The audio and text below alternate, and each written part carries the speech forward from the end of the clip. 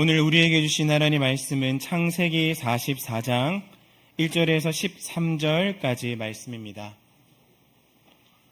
창세기 44장 1절에서 13절까지 말씀입니다.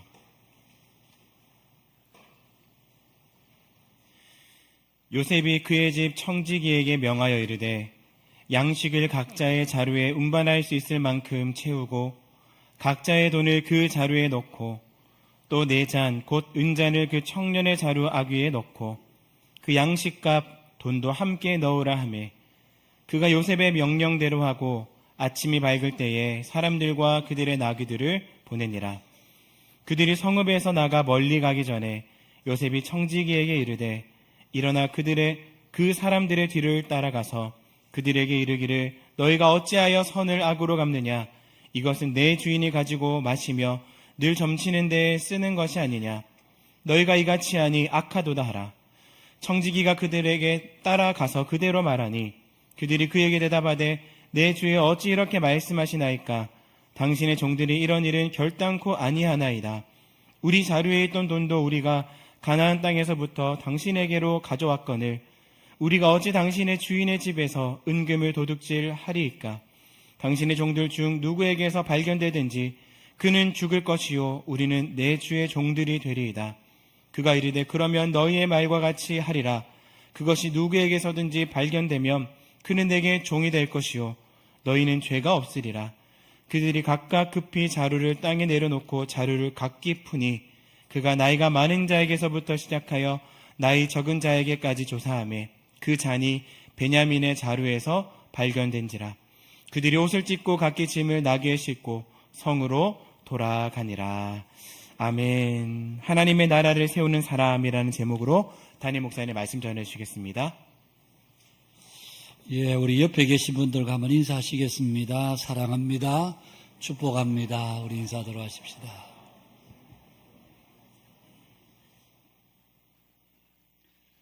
우리가 성경을 보면 우리 예수님은 종종 사람들의 마음과 그들의 믿음을 드러내시기 위해서 시험과 질문의 화법을 그렇게 사용하고 있는 것을 우리가 보게 됩니다. 예를 들면 이런 것입니다. 마가복음 7장에 우리 예수님은 스로보니게 여인에게 자녀의 떡을 취하여 개들에게 던짐이 마땅하지 아니하도다. 자녀의 질병을 위해서 예수님께 나온 그 여인을 마치 개 취급하듯이 아주 무시하는 듯 그렇게 말씀하셨지만 그러나 사실은 예수님께서 그 여인의 믿음을 드러내시기 위해서 그렇게 하셨습니다. 여인이 대답합니다. 주여 올소이다마는 상 아래 개들도 아이들이 먹던 부스러기를 먹나이다. 주님은 이미 그 여인의 믿음을 알고 계셨습니다. 베세다 들녘에서 이미 날이 저물어 무리들을 돌려보내야 할 때에 예수님은 제자들에게 너희가 먹을 것을 줘라. 그런데 같은 말씀 요한복음에 보면 예수님이 자신이 어떻게 할 줄을 아시고 그렇게 예수님이 말씀하셨다. 그렇게 기록이 되어 있습니다. 빌립보 가이사르로 가는 길에서 제자들이 물으셨습니다. 사람들이 나를 누구라 하느냐? 너희는 나를 누구라 하느냐? 예수님께서 제자들이 그래 물으셨던 것은 그들의 믿음을 몰라서 물으셨던 것이 아니고 이미 주님은 그들의 믿음을 알고 계셨습니다. 주는 그리스도시요 살아계신 하나님의 아들이십니다. 어쩌면 베드로가 고백하기 그 전에 주님은 이미 그들의 믿음을 알고 계셨던 것입니다. 자신이 생명의 떡과 피인 것을 말씀하시자 제자 중에 많은 사람들이 예수님을 떠납니다. 그러자 남아있는 제자들이 묻습니다. 너희도 가려느냐? 여러분, 예수님께서 그렇게 물으셨을 때 베드로가 대답합니다. 주여, 영생의 말씀이 주께 있사오니 우리가 누구에게로 가오리까? 주님은 이미 그들이 떠나지 않을 것을 아셨던 것입니다. 부활하신 예수님께서 갈릴리에서 제자들을 다시 만나셨을 때 베드로에게 물으셨습니다. 요한의 아들 시몬아, 네가 나를 사랑하느냐? 3번을 그렇게 물으셨습니다. 그들의 사랑을 의심해서가 아니었습니다. 베드로를 비롯한 제자들의 믿음을 다시 견고하게 세워주기 위한 예수님의 질문이셨습니다. 여러분, 이처럼 예수님의 질문 화법은 모두 제자들의 믿음을 견고하게 하고 하나님 나라 일꾼으로 준비시키기 위한 주님의 질문이었던 것입니다. 그래서 성경은 교회에 직분자들을 세울 때에도 디모데전서 3장 10절에서 이렇게 말씀합니다. 이에 사람들을 먼저 시험하여 보고 그 후에 책망할 것이 없으면 집사의 직분을 맡게 할 것이요.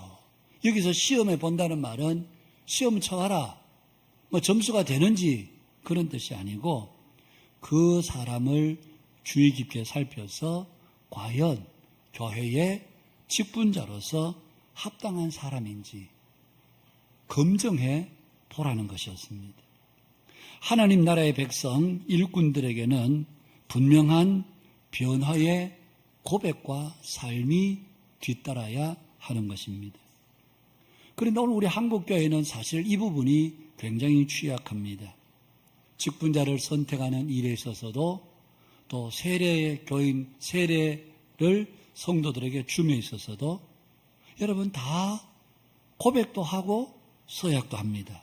그러나 우리가 많은 경우들을 보면 고백과 서약이 따로인 경우들이 많습니다.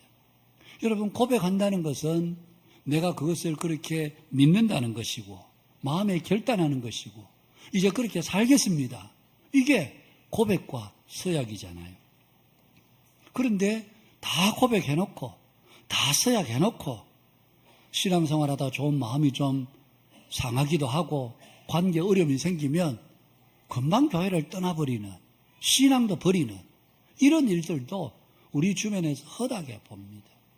아마 여러분 밖에 나가서 조금만 만나보시면 지금은 교회 안 다니는데 옛날에 세례 받았어요. 이런 분들이 적지않게 만날 수 있습니다. 고백은 다 했고 서약도 했습니다.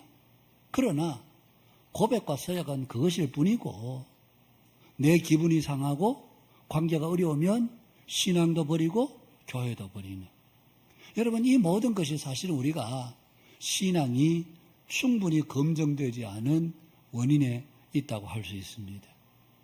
여러분 오늘 본문의 요셉을 보시면 우리가 앞에서부터 쭉 보고 있습니다만은 이 요셉이 좀처럼 자신의 정체를 드러내지 않습니다. 오히려 성경을 앞에서부터 쭉 보았습니다만은 여러 형태로 형들을 자꾸 시험해 봅니다. 그래서 성경을 보면서 요셉은 왜 그렇게 했을까? 형들을 의심해서 그랬나? 아니면 형들을 좀 골탕 먹이려고 그랬나? 여러분 그렇지 않습니다.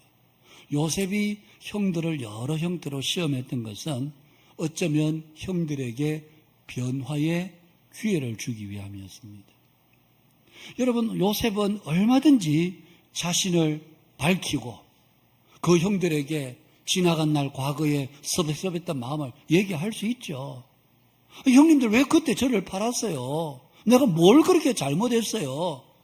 형님들 때문에 제가 지난 20년 동안 진짜 죽을 고생했습니다. 얼마든지 형들에게 핀잔을 주고 자신나가 형들 얼굴 안 보려고 그랬어요. 그러면서 심한 말 할 수 있었겠죠. 그러나 지금은 요셉이 애굽의 총리가 되었잖아요. 결과가 좀 좋아졌잖아요. 얼마든지 해피엔딩으로 지나간 날의 모든 그 사건들을 그냥 아픈 추억으로 그냥 남겨놓고 그냥 얼마든지 형들에게 그렇게 지낼 수 있었습니다. 그런데 요셉은 그렇게 하지 않았습니다. 요셉에게는 무엇보다도 형들의 변화가 정말 중요했기 때문에 그렇습니다. 요셉에게는 자신이 형들을 용서할 건지 말 건지 이 문제가 아니라 이 형님들을 하나님 나라의 확실한 백성으로 세우고자 하는 거룩한 부담이 이 요셉의 마음에 있었던 것입니다. 그래서 그 형들을 정탐꾼으로 몰아붙이기도 하고 막내 동생 데려와야 당신들의 진실성을 내가 믿을 수 있겠다라고 협박하기도 하고 시몬을 억류해 놓기도 하고 그들이 곡식 산 값을 다시 그들의 자루에 넣어 보내기도 하고, 베냐민을 데려왔을 때는 일부러 은잔을 베냐민의 자루에 넣어서 베냐민을 딱 붙잡아서 억류하기도 했던, 이 모든 것이 다 요셉의 시험이었습니다. 지난 20년 동안 형들이 과연 어떻게 변화되어 있는지, 그것을 요셉은 확인하고 싶었던 것입니다. 여러분, 요셉이 정말 바라는 것은 형들의 사과가 아닙니다. 형들이 요셉 앞에 무릎을 꿇고, 요셉 진짜 잘못했다, 우리가 죽을 죄를 졌다, 한 번만 용서해다오, 이것을 요셉이 바란 것이 아니라, 요셉이 정말 바랐던 것은 이 형들이 정말 하나님의 백성들로 변화되어 사는 것, 이것이 요셉이 간절하게 바랐던 바람이었습니다. 형님들을 정탐꾼으로 몰아가며 한 사람을 억류하려고 했을 때에 그들이 요셉이 자기들의 말을 알아들었는지를 알지 못하고 그들이 그 앞에서 뭐라고 합니까? 창세기 42장 21절에서 우리가 보았죠. 우리가 아우의 일로 말미암아 범죄하였도다. 그가 우리에게 애걸할 때에 그 마음의 괴로움을 보고도 듣지 아니하였으므로 이 괴로움이 우리에게 임하는도다. 여러분, 지금 형님들은 20년 전의 그 일들을 추억하면서 그때 우리 동생이 간절하게 애걸할 때에 그 괴로움을 우리가 보고도 우리가 듣지 아니하였더니 그 괴로움을 우리가 당하는구나. 그러면서 20년 전에 자신들이 저질렀던 일을 회개하고 돌이키는 형들의 모습을 요셉이 자기 눈앞에서 볼 수가 있었습니다. 시몬을 일부러 억류해 두었습니다. 과연 이 형님들이 어떻게 하나? 20년 전 같으면 형제 하나 그 없어지면 어때? 뭐 지금 아들들이 이만큼이나 되는데 그 한 놈 없다고 해서 우리가 못 살 것 같아? 얼마든지 버릴 수 있었는데 이 형님들이 지금 시몬이 억류되어 있는 것을 굉장히 마음으로 아프게 여기고 있었습니다. 막내 동생 베냐민을 데리고 왔을 때에 정직하게 데리고 왔습니다. 여러분 한번 생각해 보십시오. 요셉이 동생 데리고 오느라 요셉이 아직 자기 동생이 모르잖아요. 그러면 얼마든지 종들 중에 좀 자기들하고 비슷하게 생긴 한 종을 불러다가, 야, 너 가자. 가서 그 사람이 우리 양식을 파는 주인이 너희들 동생이나 묻거든. 동생이라고 그래라. 그리고 데려가서 이 사람이 우리 동생입니다. 속인들. 여러분 어떻게 알겠습니까? 그런데 요셉이 막내 동생 데려오라 그랬을 때 그들이 어렵지만 정직하게 베냐민을 데리고 왔습니다. 다시 돈을 그들의 자루에 넣어 주었을 때에 여러분 그들의 반응이 무엇입니까? 예전 같으면 아싸, 이게 웬 횡재냐? 그랬을 그들이 두렵도다. 이게 도대체 무슨 일이냐? 그러면서 다음 양식을 사러 왔을 때에 누가 뭐라고 하지도 않는데도 자신들이 앞장서서 이실 짓고 합니다. 창세기 43장 20절에 보면 내 주여, 우리가 전번에 내려와서 양식을 사가지고 여관에 이르러 자루를 풀어본 적 각 사람의 돈이 전에 그대로 자루에 악에 있기로 우리가 도로 가져왔나이다. 그들이 먼저 말할 필요가 없습니다. 여러분 생각해 보십시오. 애굽에 양식 사러 온 사람이 어디 야곱의 아들들밖에 없습니까? 수도 없이 많았을 겁니다. 하루에도 뭐 수천 명이 양식 사러 왔겠죠. 여러분, 그들이 혹시 너희들 지난번에 자루에 돈 안 들었어? 물었다면 몰라도 아무도 묻지 않습니다. 그럼에도 자신들이 양심을 더 이상 속일 수가 없는. 여러분, 이런 과정들을 통해서 보면 형님들이 더 이상 남을 속이거나 거짓말하거나 하지 않는, 아버지도 감쪽같이 속였던, 우리가 한 것을 어떻게 아버지가 알아? 그랬던 그들이 지금 누가 뭐라고 하지 않는데도 자신들의 양심을 그대로 고백하고 있는 형들의 모습이었습니다. 베냐민을 억류했을 때도 여러분 유다가 대표로 이야기했지만 오늘 우리가 읽은 창세기 44장 그 말씀을 읽지 않았습니다만은 14절에 보면 유다 한 사람이 아니었습니다. 유다와 그의 형제들이 요셉의 집의 이름이 요셉이 아직 그곳에 있는지라 그의 앞에서 땅에 엎드리니 유다와 그의 형제들이, 유다만 대표로 간 게 아니고 유다와 그의 형제들이 다 요셉 앞에 땅에 엎드렸다고 이야기합니다. 그리고 16절에 유다가 말하되 우리가 내 주께 무슨 말을 하오리까? 무슨 설명을 하오리까? 우리가 어떻게 우리의 정직함을 나타내리까? 하나님이 종들의 죄악을 찾아내셨으니 우리와 이 잔이 발견된 자가 다 내 주의 노예가 되겠나이다.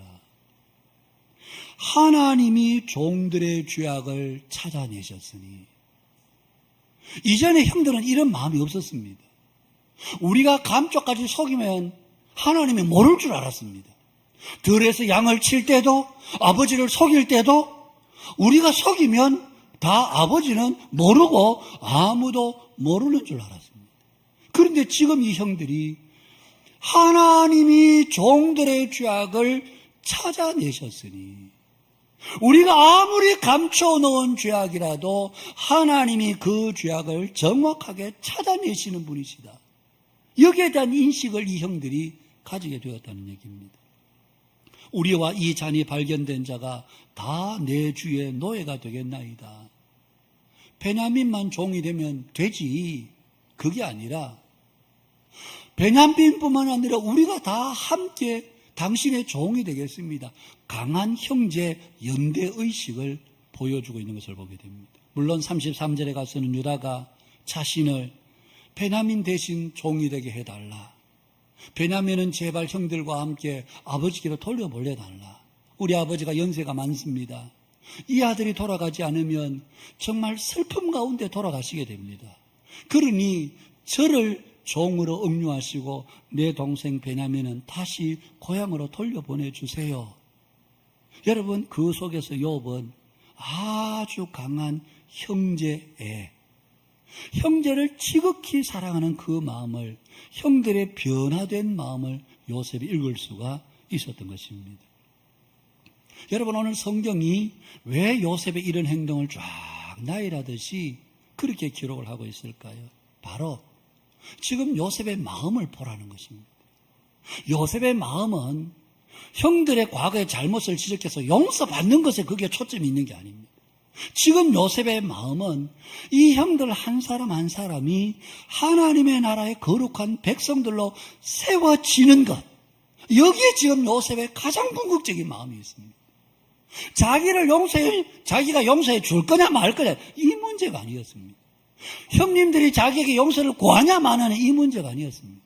형님들이 정말 하나님의 백성들로서 거룩하게 세워질 수 있냐 없냐, 그것이 요셉의 가장 궁금증이었습니다. 사랑하는 여러분, 오늘 우리에게 정말 필요한 마음은 바로 이런 마음입니다. 여러분 생각해 보십시오. 하나님은 왜 우리를 교회 공동체로 부르셨을까요? 사람들 여기 함께 앉혀놓으면요, 물론 좋은 일도 많습니다. 근데 안 좋은 일도 적지 않습니다. 시시로 사람들 사이에 서로 다투고 싸우고, 겉으로는 괜찮은 것 같은데 속을 들어보면 다 서로 갈등과 긴장과 분쟁들이. 여러분, 한국 교회, 그런 교회 아닌 교회가 어디 있겠습니까? 대부분 다 그런 문제들이 있습니다. 아니, 그냥 개인적으로만 다 부르시면 돼. 이 많은 사람들 괜히 부르셔갖고 문제거리를 만드시는, 왜 하나님은 그렇게 교회를 공동체로 부르셨을까?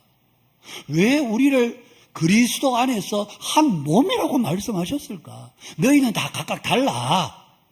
너 이웃과 달라. 너희 같은 사람 아니야.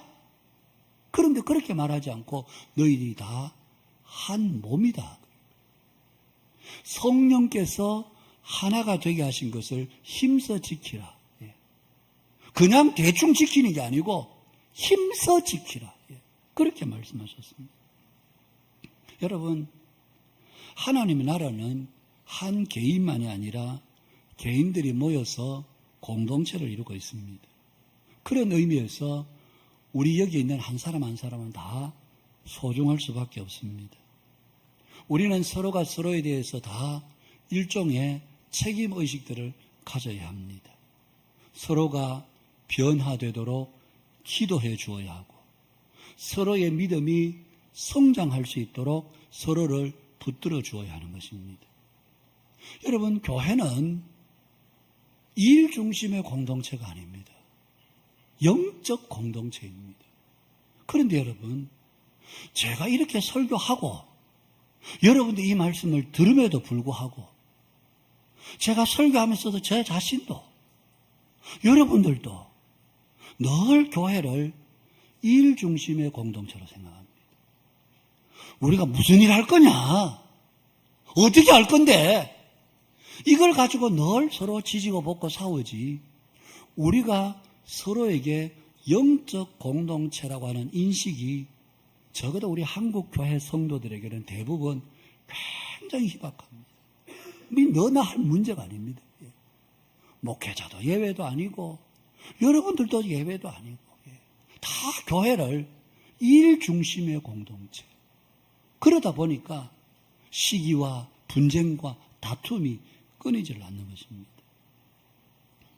사랑하는 여러분, 제가 여러분들을 위해서 매일 기도해야 되고 그런가 하면 여러분들이 또한 저를 위해서 매일 기도해 주셔야 됩니다. 여러분 옆에 계시는 분들 위해서 기도해 주셔야 됩니다. 여러분 옆에 분들 한번 보십시오. 지난 한 주간 옆에 분이 오늘 주일 예배 이후에 지난 한 주간 지나는 동안 내 옆에 있던 분이 생각났습니까? 한 번도 생각 안 납니다. 누가 내 옆에 앉았는지 별 관심도 없습니다. 그런 의미에서 옆에 분 한번 얼굴 보십시오. 내 좌우에 누가 앉아 있는지. 여러분, 우리가 이 교회 공동체 지난 한 주간 여러분 한번 생각해 보십시오. 지난 한 주간 동안 나는 우리 교회 성도의 누구를 위해서 내가 기도해 주었나?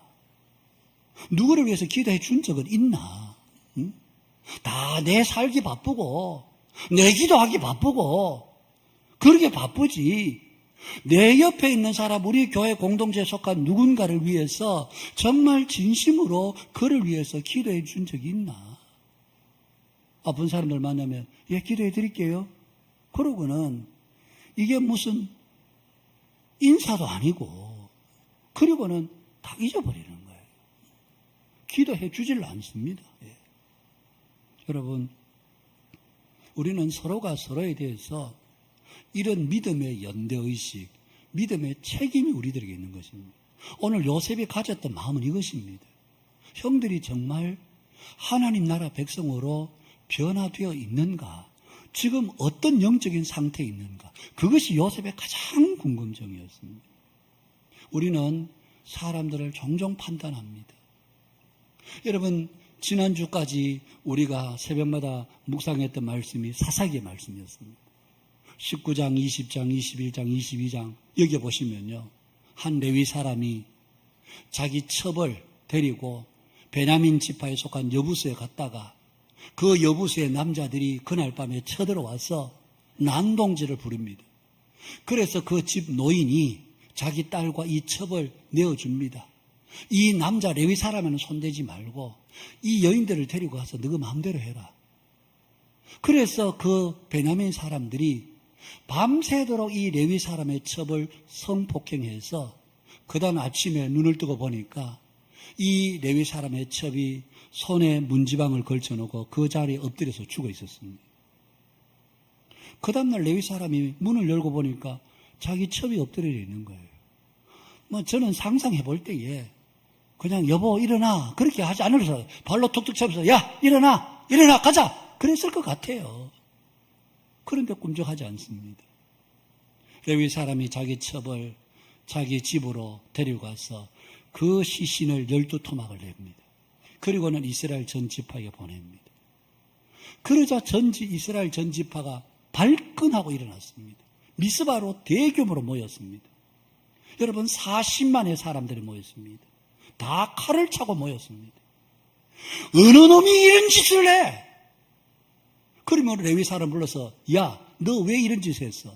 자초지종 이야기해봐. 그러자 여차여차해서 제가 이렇게 했습니다. 그러자 이스라엘 지파가 뭐를 결정합니까? 오늘 우리가 아무도 자기 집에 돌아 못 간다. 이 일을 우리가 처리하기까지는 절대로 아무도 이 자리를 떠나지 못한다. 그리고는 베냐민 한 지파를 절단을 내버립니다. 몰살을 시켜버립니다. 여러분, 성경이 그 이야기를 통해서 하고 있는 이야기가 뭡니까? 이스라엘 백성들이 의로웠다. 그 이야기 합니까? 아닙니다. 이스라엘 백성들도 여러분, 베냐민 지파 사람들이나 똑같은 죄인들입니다. 그럼에도 불구하고 마치 이 엄청난 일 앞에 자신들은 의로운 정의로운 사도가 되어서 이런 괴악하고 이스라엘에 있어서는 안 될 이 엄행과 망령된 일을 어느 인간들이 한 거야. 그러면서 그들이 발끈하고 일어난 겁니다. 하나님이 지적하고 있는 게 무엇입니까? 너희들도 똑같다는 얘기입니다. 여러분, 오늘 우리가 다른 사람의 죄를 보면 흥분합니다. 아니, 어떻게 그럴 수가 있어? 그래서 예수님이 말씀하셨습니다. 형제의 눈에 티는 보고 내 눈에 들보는 보지 못하느냐? 너 눈에는 들보를 끼고 있으면서 형제의 눈 속에 있는 작은 티는 네가 그걸 빼려고 하느냐? 사랑하는 여러분, 우리는 모두 다 연약합니다. 우리 중에 강한 사람 아무도 없습니다. 다 연약합니다. 너나 것이고 다 연약합니다. 뭐 믿음이 좋은 것 같아도 연약합니다, 사실은. 여러분, 우리가 다 온전하지 않습니다. 그래서 우리에게 서로가 서로를 위해서 기도해 주어라. 사무엘상 12장 23절 같이 한번 읽어볼까요? 함께 읽겠습니다. 시작. 나는 너희를 위하여 기도하기를 쉬는 죄를 여호와 앞에 결단코 범하지 아니하고. 사무엘이 이스라엘 백성들에게 한 말이죠. 나는 너희를 위하여 기도하기를 쉬는 죄를 내가 하나님 앞에 범하지 않겠다. 누가복음 22장 32절 같이 읽겠습니다. 그러나 내가 너를 위하여 내 믿음이 떨어지지 않기를 기도하였노니. 베드로가 장담합니다. 나는 절대로 주님 버리지 않습니다. 베드로야, 네가 오늘 밤 타굴기 전에 3번 나를 부인하리라.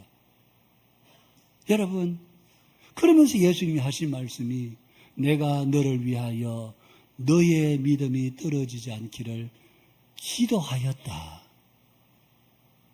베드로가 탁월한 소리를 듣고 나가서 통곡의 벽에서 통곡할 수 있었던 것은 예수님의 이 기도 덕분이었다고 생각됩니다. 내가 너를 위해서 기도했다는 겁니다. 예수님이 기도하셨습니다. 에베소서 6장 18절 같이 읽겠습니다. 모든 기도와 간구를 하되 항상 성령 안에서 기도하고 이를 위하여 깨어 구하기를 항상 힘쓰며 여러 성도를 위하여 구하라. 모든 기도와 간구를 하되 성령 안에서 기도하고 깨어 구하기를 항상 힘쓰는데 누구를 위하여? 여러 성도를 위하여 구하라. 디모데전서 2장 1절 말씀 함께 읽습니다. 그러므로 내가 첫째로 구원하노니 모든 사람을 위하여 간구와 기도와 도구와 감사를 하되. 여기 첫째로라는 말은 무엇보다도 먼저, 무엇보다도 너희들 우선적으로 내가 너희들에게 구원하는 것은 모든 사람을 위해서 간구, 기도, 도구, 감사를 하라. 그렇게 말씀하고 있습니다. 교회 공동체는 단순히 사람들의 모임이 아니라 영적 공동체, 서로가 믿음을 붙들어주고 믿음을 세워주는 공동체가 바로 이 교회 공동체인 것입니다. 오늘 요셉이 우리에게 보여주는 것은 바로 하나님의 나라를 세우고 하나님의 백성의 이 공동체를 여러분 세우기 위해서 정말 애쓰는 요셉의 모습을 오늘 성경이 우리에게 보여주고 있는 것입니다. 그래서 오늘 우리도 역시 요셉과 같이 하나님의 나라를 세우고 하나님의 백성들의 공동체인 교회를 정말 세우기를 위해서 애쓰고 힘쓰는 자들이 되어야 하는 것이 오늘 우리 모두에게 주어진 사명이라고 할 수 있습니다. 사람들 중에는 공동체를 세우는 사람이 있는가 하면 공동체를 무너뜨리려고 하는 사람도 있습니다. 여러분, 어떤 사람이 공동체를 무너뜨리는 사람입니까? 항상 사람들을 네 편, 내 편으로 구분하는 사람입니다. 이 사람은 내 편, 저 사람은 네 편. 이렇게 구분하는 사람은 공동체를 무너뜨리는 사람입니다. 다른 사람의 약점과 상처를 자꾸 들추어내서 그렇게 하는 사람은 공동체를 무너뜨리는 사람입니다. 자신이 공동체의 중심이 되려고 하는 사람, 공동체를 무너뜨리는 사람입니다. 요한 3서에 보면 어뜸이 되기를 좋아하는 디오드레베. 이 디오드레베는 어떤 의미에서 교회 장로였습니다. 어른이었습니다. 그런데 어뜸이 되기를 좋아하는, 다 자기의 말에 따라야 되고 다 자기가 모든 일의 중심이 되어야 돼요. 그러다 보니 이 교회 공동체가 제대로 세워질 수가 없는 것입니다. 이게 공동체를 무너뜨리는 사람의 특징입니다. 여러분, 요셉에게 이런 모습을 볼 수 있습니까? 요셉은 기꺼이 형들을 용서합니다. 그들의 지나간 과오를 들추어내지 않습니다. 오히려 자책하지 마십시오. 형들을 위로합니다. 형들 위에 서서 군림하려고 하지 않습니다. 여러분, 아버지 야곱이 죽고 난 뒤에 두려워하고 있는 형들에게 여러분 창세기 50장 21절에서 요셉이 뭐라고 합니까? 같이 한번 읽어볼까요? 시작. 당신들은 두려워하지 마소서. 내가 당신들과 당신들의 자녀를 기르리이다 하고 그들을 간곡한 말로 위로하였더라. 여기 기르다는 말은 형님들, 제가 형님들과 형님들의 자녀들을 제가 책임지겠습니다. 형님들 두려워하지 마십시오.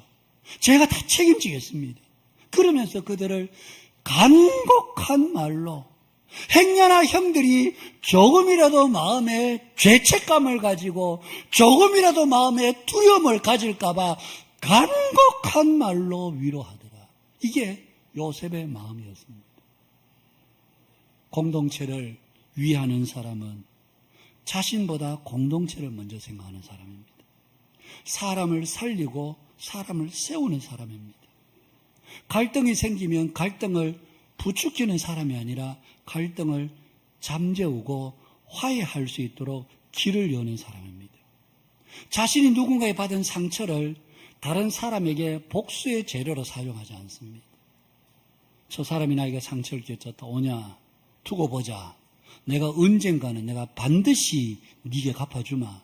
그러지 않습니다.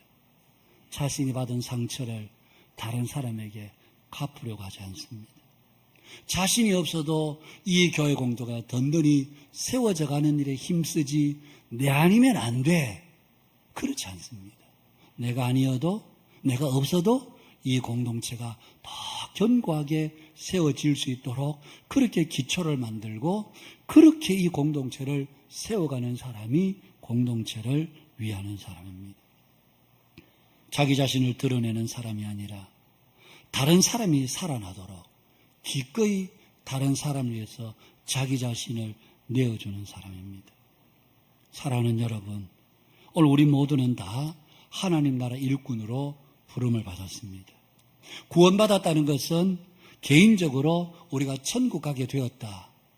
그것만이 아니라 그 이상의 의미를 가지고 있습니다. 우리는 세상 나라가 아닌 하나님 나라 백성으로 부름을 받았습니다. 하나님 나라 백성으로 부름을 받았기에 첫째는 우리 자신이 영적으로 성장하도록 힘을 써야 합니다. 우리는 날마다 영적으로 우리 스스로가 자라가도록 힘을 써야 합니다. 어제나 오늘이나 1년 전이나 지금이나 아무런 변화가 없다. 그러면 안 되죠.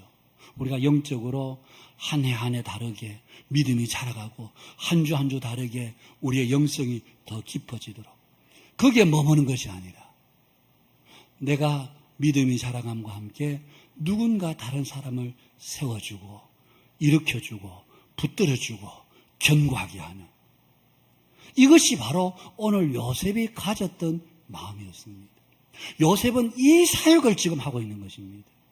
사랑하는 여러분, 오늘 우리 모두가 이 일을 위해서 우리가 부름받았다는 사실을 기억하면서 우리 자신의 영적 성장과 함께 이 한빛교회 공동체 가운데 누군가를 위해서 집중적으로 기도하고 누군가가 영적으로 성장하도록 우리가 도와주고 그렇게 세워감으로 나를 통해서 내가 떠나고 난 이후에도 그분이 제게 영적으로 참 많은 도움을 주었어요.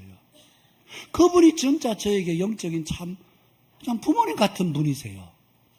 이렇게 우리가 고백할 수 있다면, 고백될 수가 있다면, 여러분, 그것이 바로 오늘 우리가 요셉이 걸어갔던 하나님 나라를 위하는 사람으로 걸어가는 것이 아니겠습니까? 이 믿음의 길을 저와 여러분들이 더욱 아름답게 걸어가시는 우리 한빛교회 모든 믿음의 교우 여러분들이 되시기를 주님의 이름으로 축복합니다.